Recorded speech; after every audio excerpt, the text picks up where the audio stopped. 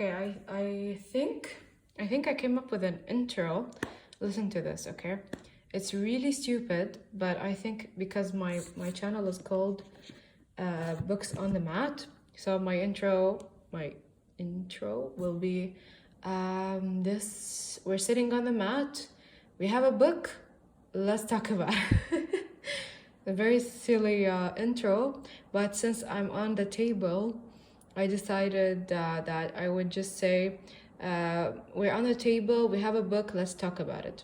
Because this is a new series I'm doing about all the ancient books for different religions. So I can't put them on the mat, that's why I put them on the table.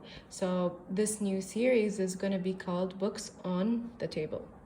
So this is the second review for the books on the table that I'm gonna do. I'm gonna do these videos for ancient books or sacred books. That's a better phrasing for these books. And this whole thing is gonna be called Books on the Table. So last week I reviewed the Quran, but because I speak Arabic, it's my first language, and essentially I would have made these reviews in Arabic, but because most of the books I read are in English and most of the people that will read them would be able to speak English even if they are Arabic speakers, so I thought might as well just do it in English.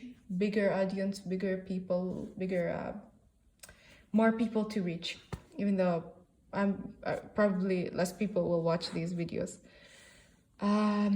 Anyway, that's the reasoning I chose Arabic for the Quran. And if I finish an Arabic book, I'll review it in Arabic. But if I finish an English book, I'll review it in English.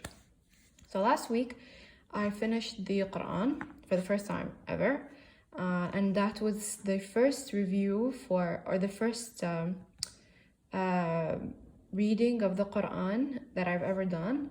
And during the next years, hopefully, I might read these books a couple of times because I'm treating them as a reference, especially the Quran, because it has a lot of history for ancient Arabia and a lot of legends from ancient Arabia about like Ad and Thamud and stuff. I speak about it in detail in my previous review, but I might make an English review for the Quran. Anyway,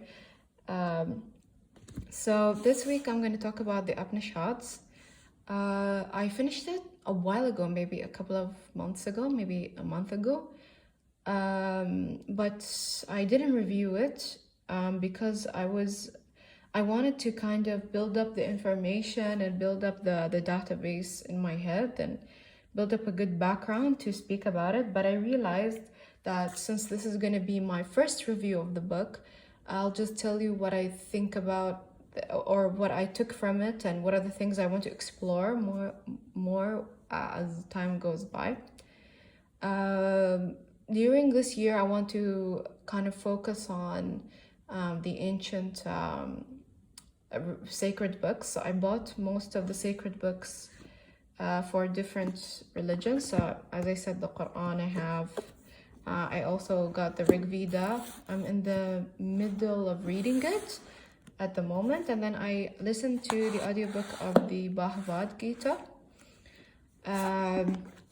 So I finished this audiobook. I'll do a rereading of it because honestly I kind of forgot what it was about.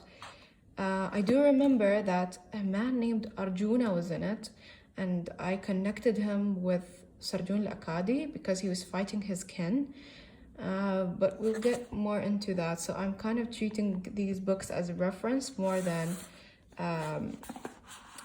what do you call them, as books, as sacred books, which is what I should be treating them as. But I feel that they're also a good historical reference. And what I want to do is kind of try to find a proto-religion, because all of these religions, when I've done a good amount of research about the basis of these religions, they have connections and they have symbolism that is connected to each other. So there must have been a proto-religion, especially like between the Hindu belief and the Sumerian belief. because I read recently a book by Khaz al-Majdi about the ancient Sumer and the Babylonians and the Semitic belief. And they have this phrase that they say about people, which is like your mother, the cow or something. And in the Hindu belief, they also have similar connection with the cow and the bull and the importance of it. And while I was reading the Rig Veda, I kind of got to a part where they do speak about the importance of the cow and the bull in the Hindu religion. So there is a connection between this religion and the Sumerian or the Assyrian religions. And he does say that in the book Hadarat Samiya Mubakkara, I think it's called. But he does mention these things, and that's my first reading of these books. I'm trying to find this connection between the five major religions that exist today. So the Hindu belief, which is the oldest, and then we have the Buddhist belief, the Buddhist religion, and then we have the three Abrahamic religions. So what do they call them? The Jewish belief, and then the Christianity, and then Islam. So I'm trying to find a connection between these five major religions because I feel that they do kind of stem from a base proto-religion, and I spoke in a previous video about proto-language, the proto-language. So that's kind of my reading trajectory at the moment. I'm trying to kind of uncover these little things in history and just trying to find like connections between them. So the Upanishads, I believe, I'm not like a historian or anything, but from what I understood, I think the Rig Veda came first, and then the Upanishads, and then maybe the Bhagavad Gita. I'm not sure, honestly. I'm not sure the chronology of it. I should have done my research before doing this video, but I'm doing these videos as like a log for my knowledge, instead of like a information for you. It's more of like a log for me finding things. Maybe later I do like proper book reviews, but this is what I'm doing right now. This is my reading log, I guess, for these books. The Upanishads, I think of all of the three Hindu books that I've read so far, I think the Upanishads is my favorite because the Upanishads revolves around the Brahman, which is kind of like Allah. I connected the Brahman with Allah. It's kind of the spirit of the universe, and it's the spirit in everything and every creature and everything. So it's like the even in the Taoist belief, they have similar things. I also need to do a video about the Tao Te Ching. I also read the Tao Te Ching. Maybe I'll do it next week.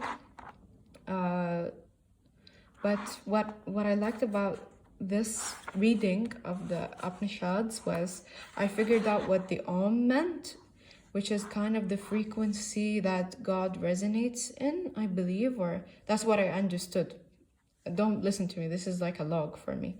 I'm kind of just telling you what I think about my first reading. I'm gonna reread it and kind of feel what I understand. And then there's the Brahman, the name, the Brahman, and then I connected it with the Brahimic religions and stuff. I could be wrong. Of course, I might be wrong, definitely. But I'm just kind of making these videos as a log to see like how far I got, and like for next year, maybe if I reread them, I'll see different things and speak about different things. So I think that's what I'm gonna do. So the Upanishads is about the Brahman, which is the God that connects everything, or the main spirit of the universe. In the Hindu belief, there are many gods, as you know, but the Brahman is the God that connects everything, or the spirit of everything. So it's ultimate consciousness or ultimate reality of the universe. And the Atman is when you connect with that Brahman spirit. You have this sense of the Atman, or you become the Atman. I'm not really clear on what the Atman is, but I'm ready to explore what it means. And then the purpose of the spirit is Anandam, I think. I'm not sure. I'm just telling you what I remember from reading it, and I read it a couple of weeks ago, so I could be wrong. Which is the joy of creation. So that's my first reading of the Upanishads. Hopefully when I finish the Rig Veda, maybe by next week, I'll do like a proper connection between the two. And I don't know if this was a good review. I just wanted to talk about the Upanishads, I guess, this week. Thanks for listening.